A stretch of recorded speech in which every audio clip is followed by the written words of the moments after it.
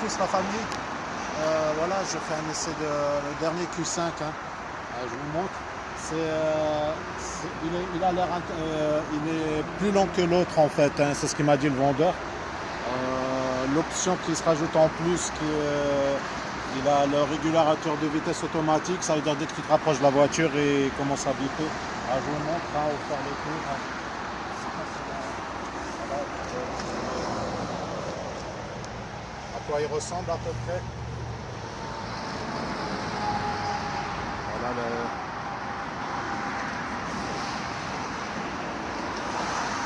Je sais pas si vous voulez voir le coffre. Après, c'était une vision que j'ai dessus. Je sais pas. Non, c'est bon.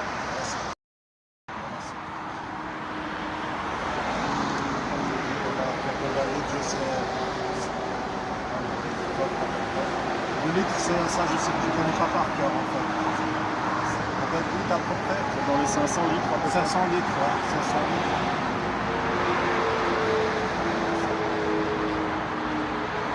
C'est combien de c'est la 4e, 5e génération parce que moi je ne suis pas de trop peu. Là vous êtes, on va dire, officiellement sur la 2e génération de Q5, mais avec une nouveauté, comme c'est le sport.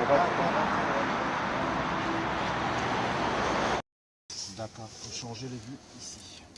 D'accord. Donc là, vous pouvez mettre en grand si vous le souhaitez. Okay.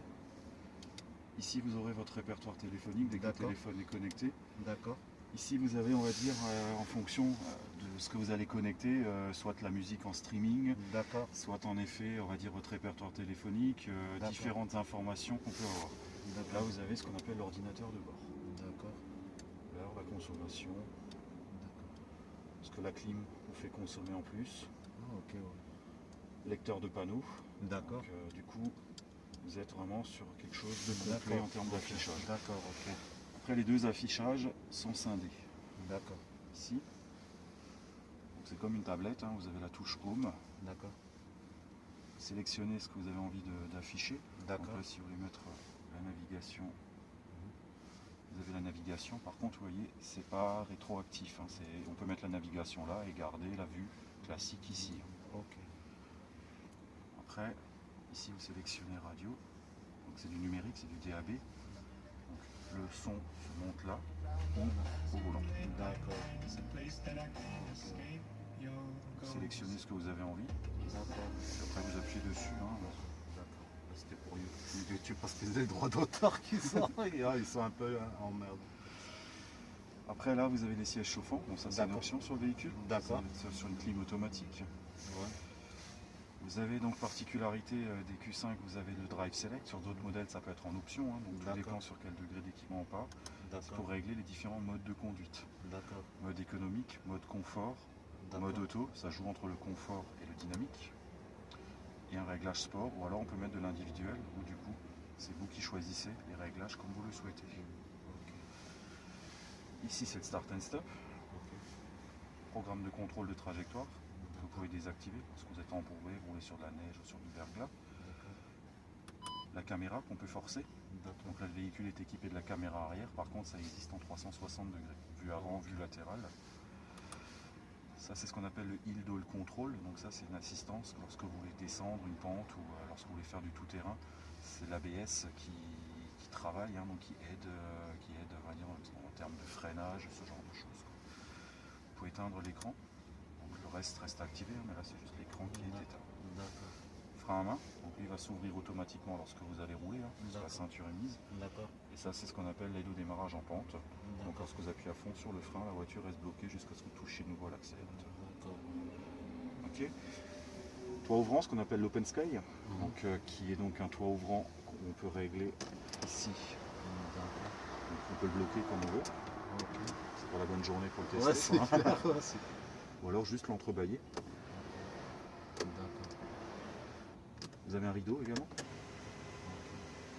Qui est électrique, pareil qu'on peut bloquer si on veut juste se garder un filet lumineux. Ok.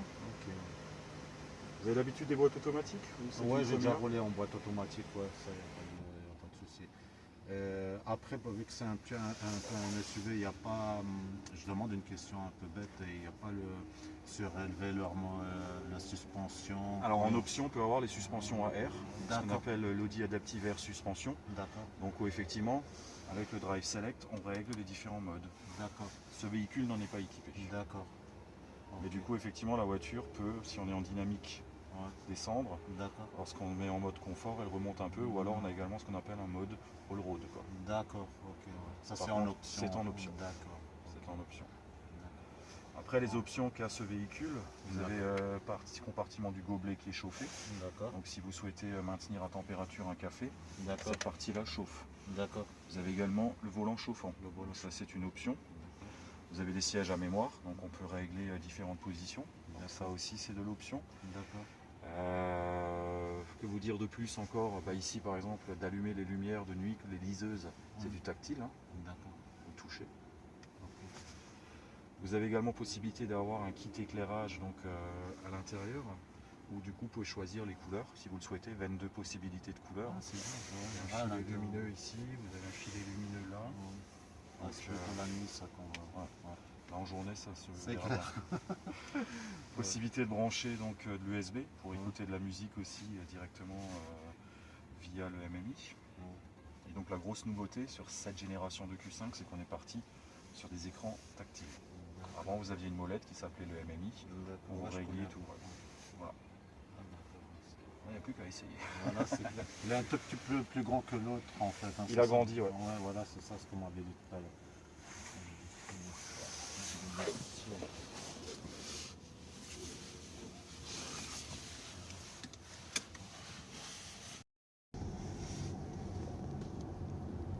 Donc toujours tout droit, il faut juste faire attention. Après au niveau du pont, il y a le radar 90.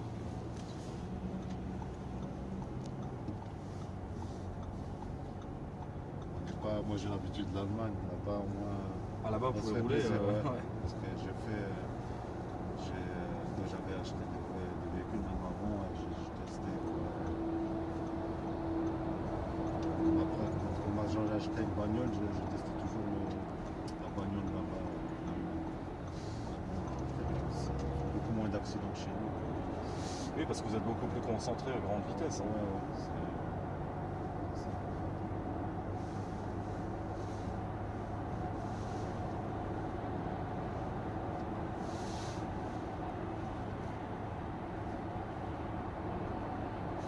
Les sièges chauffants vous dérangent, hein, vous les réduire. Non, pour l'instant ça va. C'est agréable. Ouais, c'est La température qu'on a à l'extérieur. C'est bien l'hiver. Il faut vous mettre dans la voie du milieu pour qu'on puisse continuer un peu sur l'autoroute.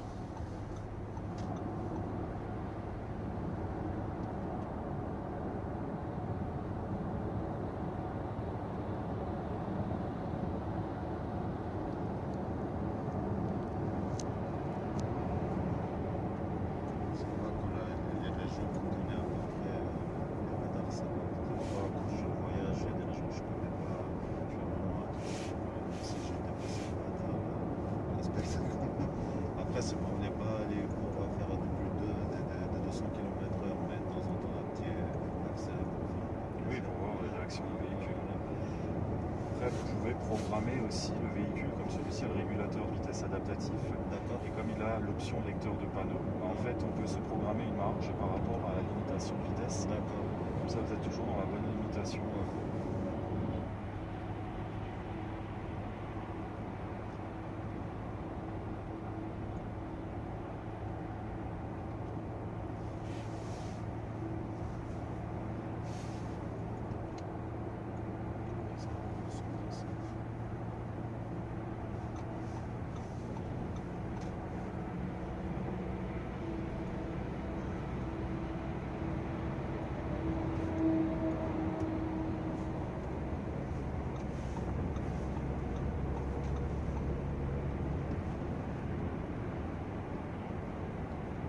Achat que vous envisagez dans les prochains temps? Ouais, voilà, d'ici 6 mois comme ça, mais là je me fais juste une idée, j'essaie parce que c'est une vision que j'ai un ami qui a un Q5, je crois que c'est la première ou la deuxième génération.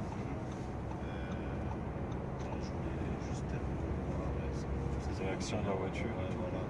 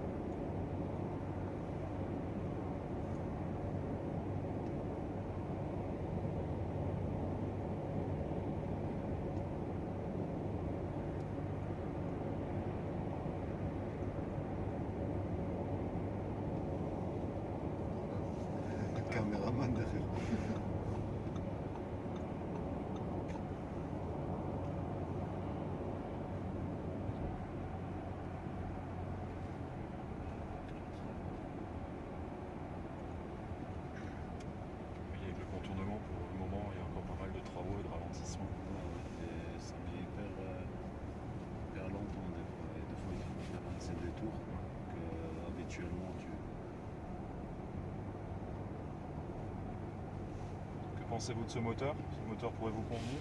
Ouais, ça va, il Réaction, réagit assez bien. euh, C'est pour ça, là, tout à l'heure, je teste sur le régime.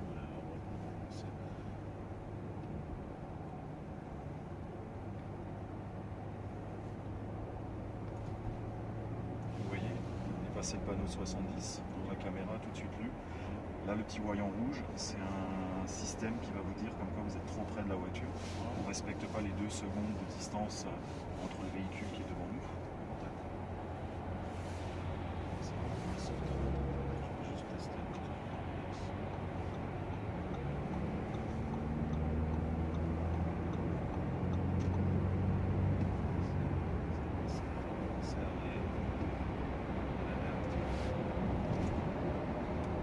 Réactif, elle est confortable dans le sens de l'accélération.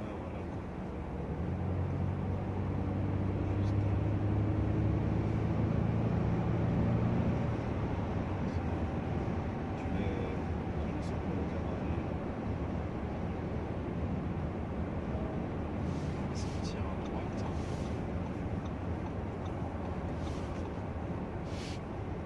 On sera sur la double sortie, on prendra tout de suite la première sortie, ça vient de repartir à Eichstätt-Heurt, et ça ira sur les petites routes aussi, à moins que vous souhaitez repartir en contresens sur autoroute.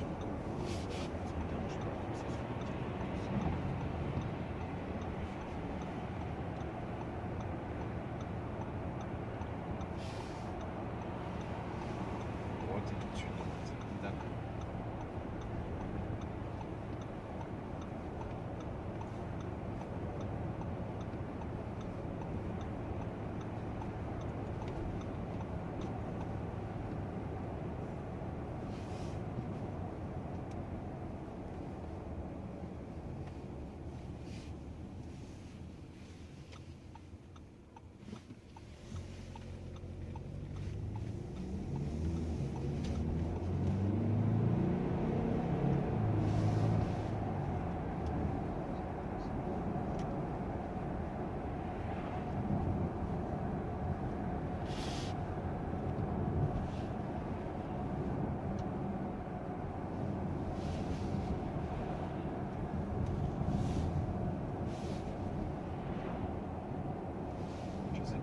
Satellite. Du coup, vous avez vraiment la photo de l'endroit où vous êtes. Si on est là.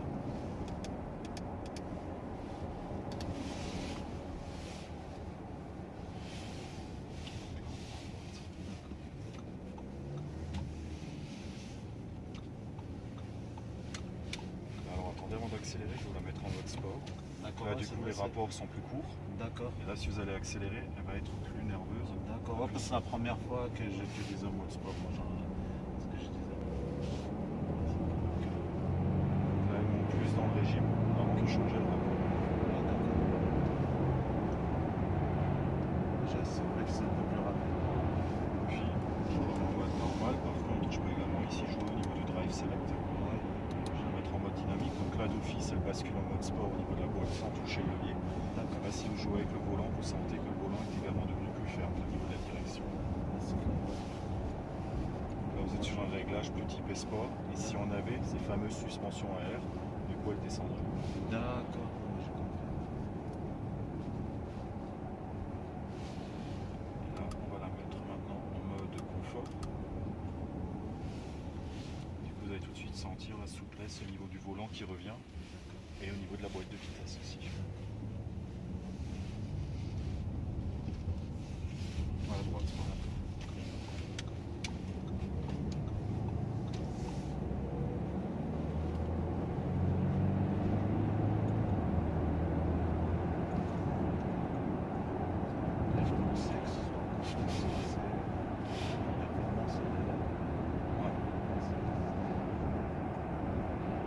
c'est une voiture qui est très agréable à conduire.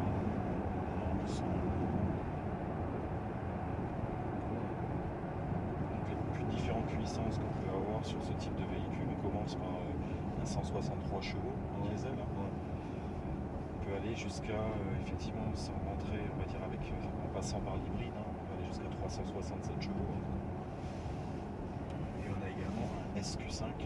Ouais, je le connais celui-là, le 313. Là, Alors Ça, c'était les anciens Les moteurs. anciens, ouais, ouais. Aujourd'hui, vous pouvez avoir, si on reste sur un diesel, vous avez du 340 chevaux, 347.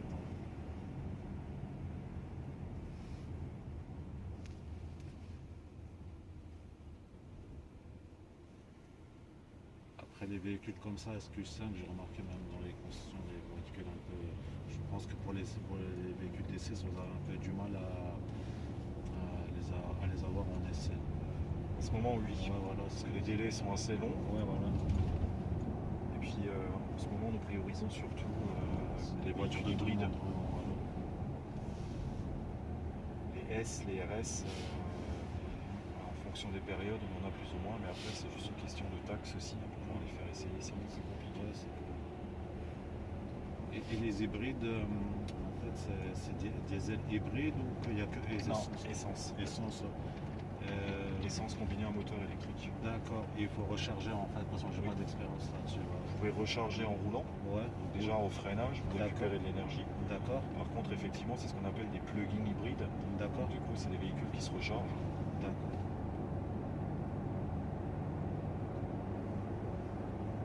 Et ça, sur la consommation, ça ajoute quelque chose, c'est seulement en ville, non? Alors, vous pouvez rouler, on va dire, jusqu'à 130 km/h en tout électrique. Hein. D'accord. Forcément, si vous roulez à 130, c'est même 133 exactement, il me semble.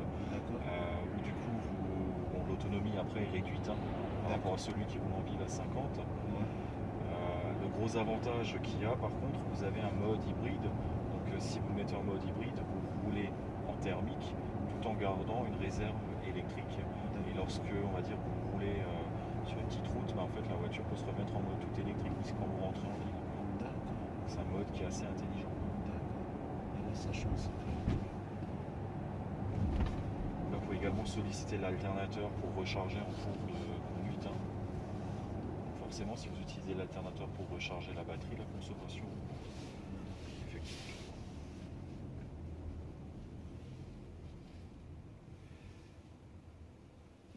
L'avantage, c'est clairement fiscal, puisqu'il n'y a pas de taxes à payer, pas de malus. Hein. Sur de l'hybride. Après, pour les gens maintenant qui. Ça, c'est important, je veux dire, c'est qui voyagent comme nous, qui rentrent à l'étranger, ça peut être intéressant aussi, hybride. C'est pas. Parce Alors, que vous savez, en fait, les voitures où vous rechargez. Quand je tourne par là. ouais, voilà, on Qu'est-ce que je veux dire ouais, pour les.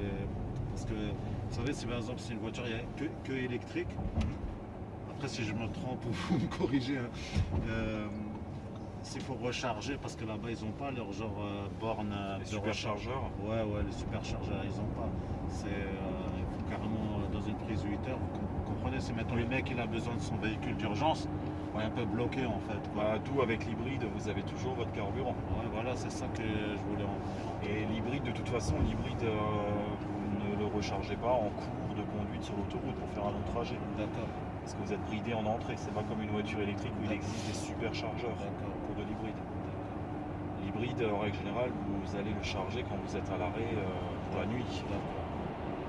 Sur les bornes que nous avons au garage, là, il nous faut à peu près du 4 heures pour recharger un Q5 en 2 heures. Quoi. Chez vous, sur une prise de courant classique, il vous faudra une nuit. D'accord. Avec le chargeur qui est fourni avec la voiture. Par contre, après, il y a quand même un minimum d'installation à faire. Il faut mettre une prise sécurisée. Il faut avoir une prise de 16 ampères minimum. L'idéal, c'est de faire installer ce qu'on appelle une wallbox. Hein. Donc, bon, ça, c'est une marque. Après, il existe différents fournisseurs, hein, Aguerre, peu importe. Mais une box, le gros avantage qu'il y a, c'est que ça va aller beaucoup plus vite pour recharger que le chargeur classique.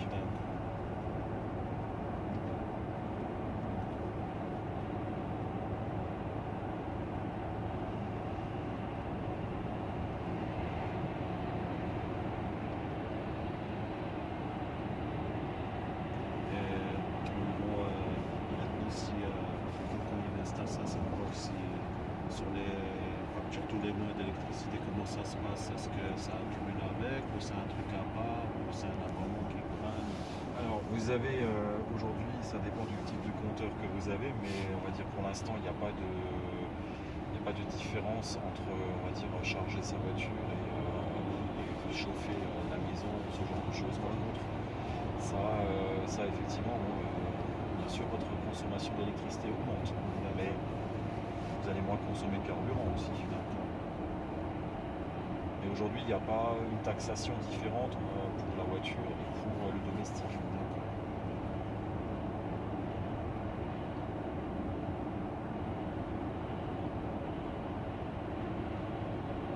Donc là,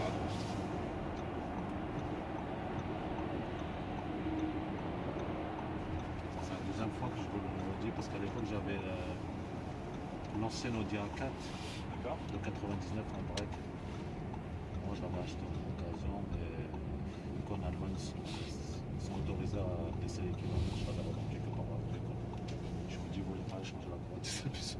Moi disons que je ne mets pas les mains dessus. Et que ça a été, ils ont remarqué sur l'ordinateur que les kilomètres étaient un peu. J'ai dû la C'était pas revoir. d'origine. Ouais, voilà quoi. Mais c'était agréable, hein. C'est peut-être une ancienne voiture qui datait quand vous roulez, c'est confortable aussi.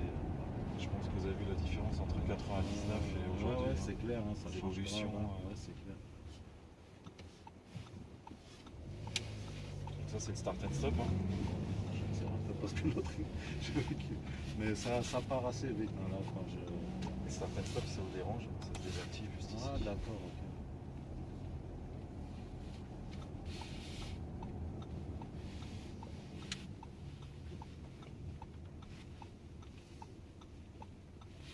Et actuellement, vous avez quoi comme type de véhicule? Moi j'ai une Opel Zafira, c'est du turbo CDTI. D'accord. Également un Oh, beau ça- moteur quoi. Ouais, bon ça va, ça fait le boulot aussi. C'est par contre le gabarit, je sais pas, vous avez déjà vu, hein, c'est genre un peu un Titanic, hein, vous sentez le poids en fait hein, quand vous roulez quoi. Voyez là-bas en fait. Oui, on peut la remettre. On n'est pas obligé de la remettre même là. Hein, Ouais, pas de souci. d'accord, ok, ouais, c'est celui-là. Là, vous voyez bien vers où vous allez braquer. Ouais, d'accord, Ouais, d'accord, voilà. d'accord, ouais. Moi je regarde toujours à côté parce que ouais, c'est bien la caméra, ça aide un peu. Mais je regarde quand même un peu les rétros. Rien ne remplace les rétros. Ouais, C'est une assistance supplémentaire. Ouais, c'est que. Donc là, vous appuyez sur le petit P devant. D'accord. Ah ouais, donc Juste, là. là. Ah d'accord. Ah d'accord, ok. C'est bon, je peux relâcher. Ouais. Voilà.